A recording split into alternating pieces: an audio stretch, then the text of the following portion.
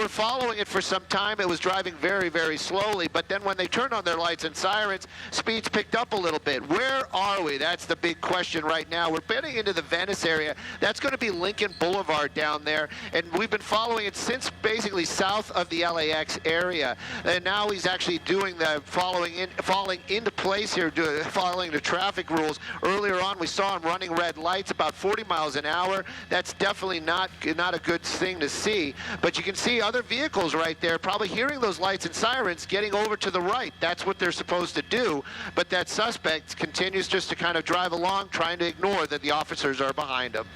Well, that's hard to do, considering how many units are behind him at this point. Stuck there, huh? Yeah, I mean, it's pretty clear. But it's kind of an interesting situation here. I mean, at this point, as you can see, Stu, you said he was violating traffic rules earlier, but right now he seems to be very compliant. I wonder if maybe he's rethinking what he's doing and maybe reconsidering that, you know what, maybe I need to stop this.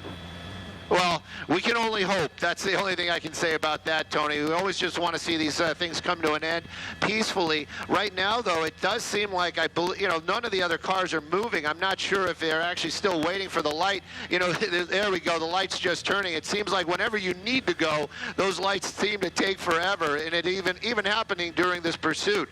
Right now, that vehicle continuing on there. This is Lincoln. I'm trying to get the cross. I know we're getting probably pretty close to Venice if we haven't passed Venice Boulevard already.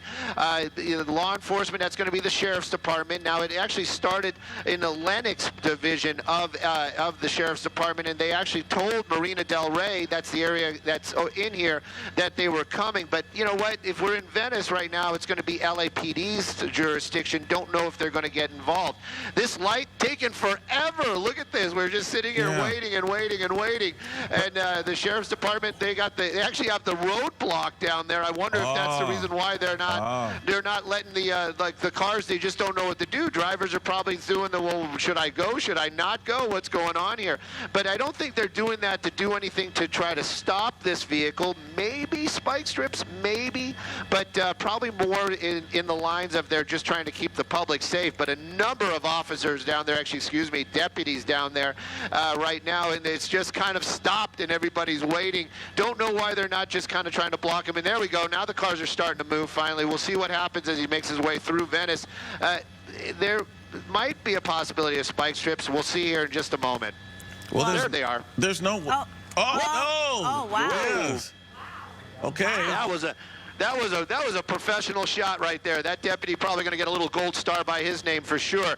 Now, there's always a possibility that the spike strips didn't line up correctly, but So you know what? They did. They did. Look at those tires. They're already going down. But you know, this is the thing. He's going to be on rims pretty soon. Yeah, he is, but it's a stolen vehicle. A transient is driving it. We heard that. We haven't got that confirmed. So, you know, is he really going to care about the quality of the vehicle? And maybe he is. It looks like he's starting to pull over there right away. But oh no, it's just traffic again. So and now we got some flat tires sitting in traffic in the Venice area on Lincoln Boulevard. How many times have I been in that situation, huh? You know, here we go, and just kind of making his way around there, but those tires definitely flat. So that was an excellent spike strip deployment by that one deputy out there as he made his way on Lincoln through Venice. Now we're taking some side streets out here. Yeah, well, you know what? He's not going to be able to go much farther with those tires deflating the way they are. So it'll be interesting to see what course of action he takes at this point, because pretty soon he's going to be on rims here. Well, we've seen him go for quite a while without any tires on those rims at all. Superba is the name of the street out here, just making a point of that, the Venice area.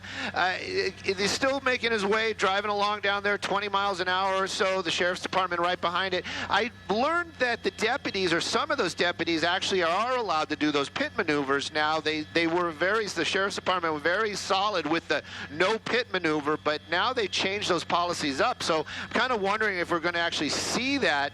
Maybe not so much on these very tight streets out here, because they always, you know, they're always concerned about any kind of injury to anybody, and also property damage. They probably won't pit him in an area where there's so many parked cars nearby. But and also the deputies have to be qualified for that. Seems to be driving a lot slower out here. Clearly, he's got some flat tires. Just got to see how long he pushes that car. Well, you know, Stu, I would think, you know, unless there's some new technology out in cars these days that would prevent this, but if you're driving on flat tires and you're driving on rims, at some point I would imagine it'd be much more difficult to control the car. Oh, definitely. Oh, definitely. There's no doubt about it. Control is going to be one of the major factors, but he's driving so slow out here, so you always have to kind of put that into play as well. It looks like this is just you know, I would almost say a crime of opportunity, just kind of just, you know, probably just staying in that car, driving it as long as he can, keeping those deputies just that far away. Another spike strip deployment. Don't know why. It seems like they've got them all already. At least the front is definitely flat. Maybe they just took out the rear as well right now. But those deputies out there really doing a great job this morning, throwing out those spike strips. We're going to still be in the Venice area, that is for sure right now. Maybe Mar Vista, maybe more of the Mar Vista area. They're the little tiny villas, towns out here. But definitely still a pursuit. Sheriff's Department chasing this vehicle, stolen. They're saying it's a transient behind the wheel of this car, and it was stolen earlier this morning. Well, and despite having done 2 spike strip deployments, and despite the fact that we know there are at least 1 or more flat tires on this vehicle, there was a point there here where he was picking up speed there, which, again, it's going to be very difficult to control that car. Difficult for sure. Looks like it looks like he might actually be pulling over. Interesting just to see that. I kind of wonder what changed. These are the questions I always have. It's like, why did you choose here to pull over? Nobody's gotten out of the car yet, so that's going to be, you know, we've seen this in the past too, where they just kind of pull over, wait a little bit, and then continue driving. But definitely some movement there in that front seat as he pulled over. Going to get a little bit of a wider shot there. Just kind of curious how many officers or deputies are behind him. Look at that. It is literally an army of deputies out there right now. And we're Walnut Grove, right near the cross of Venice. Venice, a major out here, but traffic not being affected yet. But we'll see what happens right now. Now it's kind of just a wait and see. And we don't see any deputies making their way or trying to block that vehicle. I don't see any less than lethal. These deputies, they're not taking this lightly at all. All those weapons that are pointed at that vehicle right now, those are all guns, and no less than lethal. And now it's kind of a wait and see. They're probably using their loudspeaker, probably just telling him to get out of the car. Yeah, and you know, we've seen this before, and you know, the only question is whether he's going to comply and whether he's going to surrender peacefully. I'm assuming at this point that it may be dawning on him that there's nowhere for him to go and nothing for him to do but comply. But, you know, again, you just never know the mental state of people who put themselves in this position, Stu. Is the window being lowered there in the back, or do you see right there? No? What is that? Yeah. Those are actually just the reflections of the reds and blues on those really dark tinted windows down there. That's a really nice car also. I just kind of hoping that whoever owns it, you know, they're going to get it back in one piece. Clearly they're going to get new tires out of it. Hopefully the insurance will cover that. But right now you can see these deputies. I'm sure there is some sort of loudspeaker communication going on.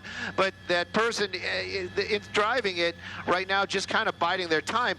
The weird thing is that they're not doing anything to block the street in front of them. You know, the tires are flat. That car clearly running. I don't know why he chose this spot to pull over, but a stolen vehicle. We understand a transient took it, so that's from crosstalk we heard earlier on. We have to get that confirmed, but a number of deputies out here, and we are going to be in the Mar Vista area, right by Venice Boulevard. And again, Venice is still open, but I'm hearing them talk about they might be trying to block Venice Boulevard here in a moment or two. All right, we'll see what happens. You're watching Good Day LA, top of the hour here, 7 o'clock. And Michaela, you know, let me bring you in on this as well, because I know you were waiting to do the show here before before it was interrupted by this pursuit.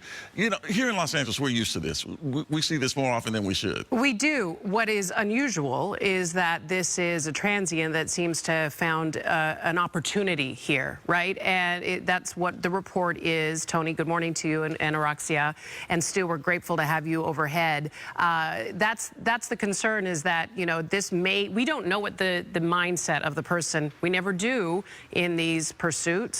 What the mindset of the person is there, and if it is a transient person, there's questions, right? What's the mental health status of this person? Well, that's certainly one of the big questions, and of course, and Stu can also talk a little bit more about this. But the fact of the matter is, law enforcement has to proceed as if this person is armed. There's been nothing, as far as I know, to indicate that he may be, but we don't know. Is that right, Stu?